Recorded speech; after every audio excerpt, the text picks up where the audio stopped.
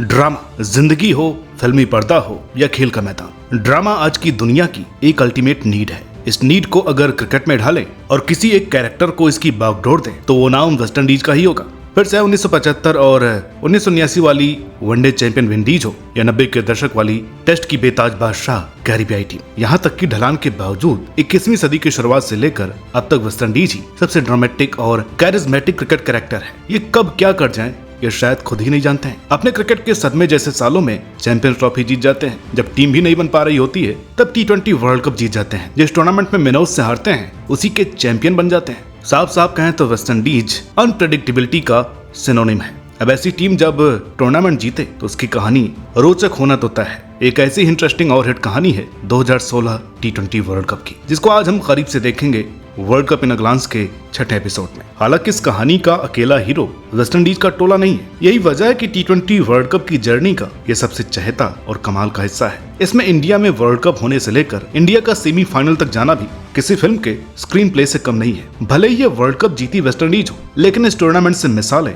India की game को दी जाती हैं, जबकि वेस्ट इंडीज क्रिकेट को यहाँ से किससे मिले हैं। तो चलिए बिना वक्त लिए अब एक ऐसे टूर्नामेंट की कहानी को शुरू से लेकर के अंत तक आपके सामने रखते हैं, जिसकी मिसाल कम से कम T20 क्रिकेट में तो दूसरी कोई नहीं है। पाकिस्तान, नखरे और वेन्यू।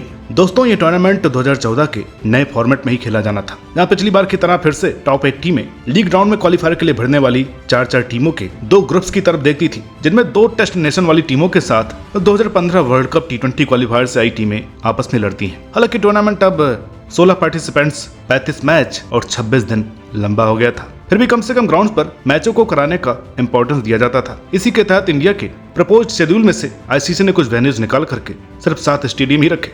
ये नंबर भले ही कम दिख रहे हों, लेकिन अब तक चले आ रहे फॉर्मेट के हिसाब से जहां सिर्फ 3 वेन्यूज पर ही टूर्नामेंट खेला जाता था, वहां पहली बार T20 वर्ल्ड कप की कहानी अब स्टेडियम में लिखी जाने वाली थी। इन 7 वंडर्स की लिस्ट में नागपुर, कोलकाता, मोहाली, मुंबई, दिल्ली और बेंगलोर के साथ धर्मशाला भी था। वो धर्मशाला जो टूर्नामेंट के शुरू होने से ठीक कुछ दिन पहले पाकिस्तान की नखरेबाजी का कारण बन गया। दरअसल हुआ ये कि पाकिस्तान का एक मैच धर्मशाला में था, जिसको लेकर के पाकिस्तान के ऑफिसर्स ने सिक्योरिटी शेयर नहीं होने का अटपटा बयान दिया और धर्मशाला का मैच शिफ्ट करने की कवायद करने लगे। बहुत ज्यादा राजनीति ना हो, इसलिए BCCI ने ICC के साथ वक्त रहते पाकिस्तान के मैच को कोलकाता में ईडन गार्डन के सुपुर्द कर दिया। आपको यहाँ लग रहा होगा कि ऐसा तो अक्सर होता रहता है, इसमें नखरे वाली कौन सी बात है। असल में पाकिस्तान के इस नखरे की वजह धर्मशाला नहीं था, बल्कि एक सीरीज थी। जब वो 2012 में इंडिया आए तब से लेकर के 2016 तक इंडियन बोर्ड पर भी पाकिस्तान जाने का दबाव बनाया गया। जाहिर है कि इंडिया ने कई बार उन्हें मना किया होगा। ऐसा ही एक मना 2015 की सीरीज को लेकर के भी हुआ। वो सीरीज जिसके लिए PCB के चेयरमैन शहरयार खान ने पहले ही कह दिया था,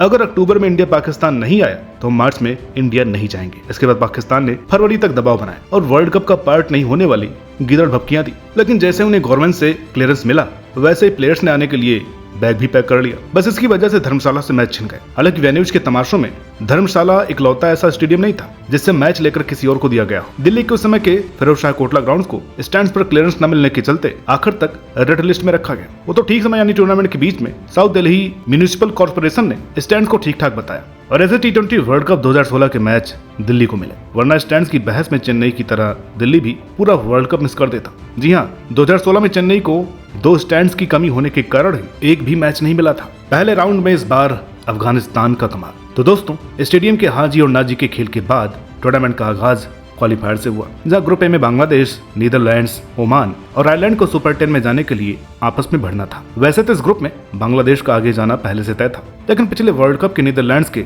और पिछले साल के आयरलैंड के परफॉर्मेंस के बाद बांग्लादेश के आगे जाने की कोई गारंटी नहीं थी। लेकिन बांग्लादेश ने पहले मैच में डिस्क्लोज मगर कन्विंसिंग एनकाउंटर में तमीम इकबाल के ताबड़तोड़ 83 रनों की मदद से नीदरलैंड्स को 8 रनों से हराया। उससे तय था कि आसानी से छोड़ने वाले नहीं है। इस कड़ी में एक हिस्सा और जोड़ते हुए ही बांग्लादेश ने ओमान को DLS मेथड से 54 रनों की करा दी हार थी, जिसमें तमीम इकबाल ने एक बार फिर अच्छा किया और इस बार तो शतक भी जोड़ दिया। तमीम की यह शानदार फॉर्म आयरलैंड वाले मैच में भी दिखी थी, जहां उन्होंने 26 में 47 बनाए थे, मगर बारिश के कारण वो मैच ड्रॉ रहा था और इस तरह ग्रुप ए से बांग्लादेश अनबीटन रहते हुए सुपर 10 में गई, जबकि नीदरलैंड्स और ओमान एक मैच जीते और इतने ही मैच बारिश की भेंट चढ़ने की वजह से 3 पॉइंट तक सीमित रही। हालांकि इस ग्रुप का सबसे बड़ा करिश्मा ओमान का आयरलैंड को 2 विकेटों से हराना रहा, क्योंकि कहां तो आयरिश टीम बांग्लादेश के रास्ते का रोड़ा नहीं जा रही थी और कहाँ तो वो एक भी मैच नहीं जीत पाए। दूसरी तरफ ग्रुप बी में टेस्ट टीम जिम्बाब्वे के हाथ बड़ी निराशा लगी, क्योंकि उन्हें अफगानिस्तान ने एक डिसाइडिंग मैच में 59 रनों से हरा करके अपनी गाड़ी सुपर 10 तक पहुंचाई।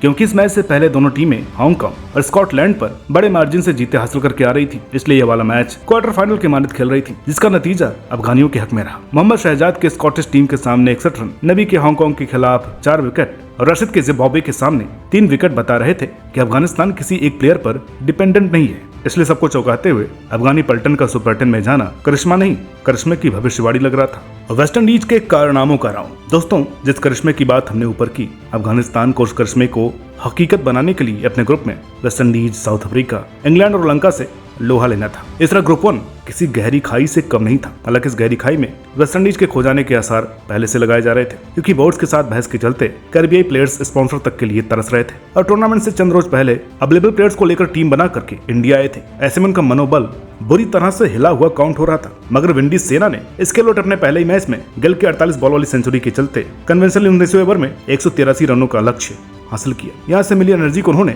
लंका के खिलाफ 7 विकेट और साउथ अफ्रीका के खिलाफ 3 विकेटों वाली जीत में बदल दिया। अब तक वेस्ट इंडीज अपने सब मुकाबले जीत करके नॉकआउट की दहलीज पर खड़ा था और खूंखार लग रहा था। मगर यहीं अपने लास्ट में सबसे बड़ी टीमों से हारने वाले अफगानिस्तान ने सभी बड़ी टीमों को हराने वाली वेस्ट इंडीज को 123 रन डिफेंड करते हुए 6 रनों से चारों खाने चित कर दिया। इसे वेस्ट इंडीज का कारनामा कहें या अफगानिस्तान का कमाल। कैरिबियाई टीम अनबीटन सेमीफाइनल में नहीं जा पाई। इधर इस डेडली ग्रुप से सेमीफाइनलिस्ट बनने की होड़ में इंग्लैंड ने बाजी मारी। वैसे तो उन्होंने साउथ अफ्रीका की तरह वेस्ट इंडीज से शिकस्त खाई और लंका व अफगानिस्तान को धूल चटाई, लेकिन इंग्लिश टीम के अफ्रीका के सामने रिकॉर्ड 230 रनों का टारगेट चेज करना तुरुप का इक्का साबित हुआ। ईडन गार्डन्स में हुए उस हिस्टोरिकल मैच में अमला के 58 रनों के साथ अफ्रीका को 229 तक पहुंचाया, जिसके जवाब में रूट ने कुछ तेज कैमियोस के बीच 44 बॉल्स में 83 रनों से मैच को पकड़ से दूर नहीं जाने दिया और 2 बॉल्स रहते ही 230 का लक्ष्य भी हासिल कर लिया। इस तरह वेस्ट इंडीज के साथ इंग्लैंड ने भी अगले राउंड के लिए छलांग लगाई, जबकि अफ्रीकी और अफगानी टीम के साथ चौंकाने वाले ढंग से डिफेंडिंग चैंपियन लंका पहले राउंड में ही बाहर हो गई। कमजोर दिलों का देश नहीं है इंडिया। दोस्तों, सुपर 10 का ग्रुप 1 जितना स्ट्रगलिंग था उतना ही एक तरफा पॉइंट्स टेबल ग्रुप 2 का था, जो आपको पहली झलक में बताएगा कि न्यूजीलैंड ने इंडिया, ऑस्ट्रेलिया, पाकिस्तान और बांग्लादेश सबको हराया, जबकि इन सब मजबूत टीमों ने बांग्लादेश को पटखनी दी। मगर हकीकत यह है कि इस ग्रुप का गणित ग्रुप 1 या कहीं अभी तक हुए सभी वर्ल्ड कप में 2022 वर्ल्ड कप के पाकिस्तान वाले ग्रुप से पीछे है, क्योंकि न्यूजीलैंड के तगड़े खेल के चलते सिर्फ एक स्पॉट बचा था, जिसके लिए इंडिया, ऑस्ट्रेलिया और पाकिस्तान सब आपस में भिड़े हुए थे। हालांकि इंडिया न्यूजीलैंड के खिलाफ 79 पर ऑल आउट होकर के बुरी तरह से मैच हार करके बैकफुट पर थी। ऐसे में अगला प्रेशराइज मैच पाकिस्तान से था, जो कि फैंस की तेज धड़कनों की वजह बना हुआ था। लेकिन वहां इंडिया ने एक तरफा ढंग से 16वें ओवर में ही 6 विकेट की जीत हासिल की, जिसके बाद आया वो मैच जिसने हार्दिक पांड्या को विश्व पटल पर पहचान दी। पहली बार बड़े टूर्नामेंट में खेल रहे पांड्या ने अभी तक हर मौके पर जान लगा करके परफॉर्मेंस दी। लेकिन जब बांग्लादेश के खिलाफ एक क्रूशियल मैच में इंडिया बिखरने लगी तो आखिरी तीनों बॉल्स पर 2 कैच और एक रनआउट का पार्ट रख करके पांड्या ने कमाल कर दिया। हालांकि उस मैच में पांड्या की बॉलिंग से फैंस आज भी धोनी का रनआउट याद करते हैं। खैर, जो भी हो, इस मैच की वजह से ही इंडिया की तरह ही पाकिस्तान और बांग्लादेश पर जीत हासिल करने वाले ऑस्ट्रेलिया से ग्रुप राउंड का आखिरी मैच नॉकआउट पंच पर बन गया, जहां 161 के जवाब में इंडिया लगातार विकेट रहने के चलते बैकफुट पर थी। लेकिन 51 बॉल्स में 82 रनों की इनिंग से कोहली ने एक छोर संभाले रखा और लास्ट में करिश्माई ढंग से वो मैच ऑस्ट्रेलिया से छीन लिया। जो फैंस उस मैच के गवाह थे वो आज भी मानते हैं कि 2022 वर्ल्ड कप में पाकिस्तान के खिलाफ मेलबर्न वाली इनिंग के बाद अगर T20 क्रिकेट में कोहली की कोई बेस्ट इनिंग है तो वो यही है,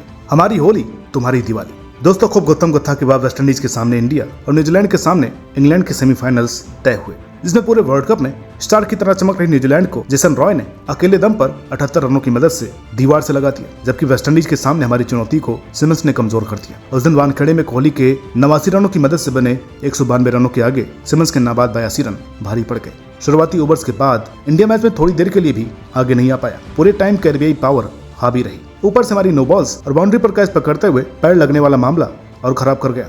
इस तरह इंडिया वालों के हाथों अप्रैल में खुशी के नाम पर सिर्फ होली आई, जबकि वेस्ट इंडीज ने ईडन गार्डन्स में जाकर के दिवाली जैसा जश्न मनाया। हालांकि इंग्लैंड के 155 के सामने वेस्ट इंडीज के विकेट एक के बाद एक गिरते रहे और वो कभी गेम में नहीं लौट पाए। लेकिन 2012 के फाइनल की तरह सैमुअल्स यहाँ भी रुक गए और उनकी वजह से वेस्ट इंडीज कभी भी गेम से बाहर नहीं रहा। यही वजह के आखिरी ओवर में कार्लोस ब्रथवेट को 4 छक्के लगा करके लक्ष्य हासिल करने वाला वो मौका मिला, जिसके बाद पूरे वर्ल्ड क्रिकेट में विंडीज के नाम की धूम मच गई। West Indies one day world cup की तर्ज पर T20 वर्ल्ड कप भी एक से ज्यादा बार जीतने वाली पहली टीम बन गई। क्या ब्रथवेट, क्या सैमुअल्स, क्या खेल। उस रात सबकी आंखें नम थी और भला हो भी क्यों नहीं, बिना सपोर्ट के ये टीम यहाँ तक आई और जीत गई। इस जीत की सबसे खास बात ये थी कि वेस्ट इंडीज मेंस टीम के साथ विमेंस टीम भी इसी ट्रॉफी के साथ खड़ी थी, क्योंकि उन्होंने भी वहाँ जीत का परचम लहराया था। तो दोस्तों ये थी कहानी 2016 T20 वर्ल्ड कप की। उम्मीद करते हैं वीडियो आपको पसंद आई होगी। वीडियो अच्छी लगी हो तो प्लीज लाइक करें, शेयर करें। चैनल पर नए हैं तो प्लीज सब्सक्राइब करना ना भूलें। मिलते हैं आपसे अगली वीडियो में, तब तक के लिए नमस्कार।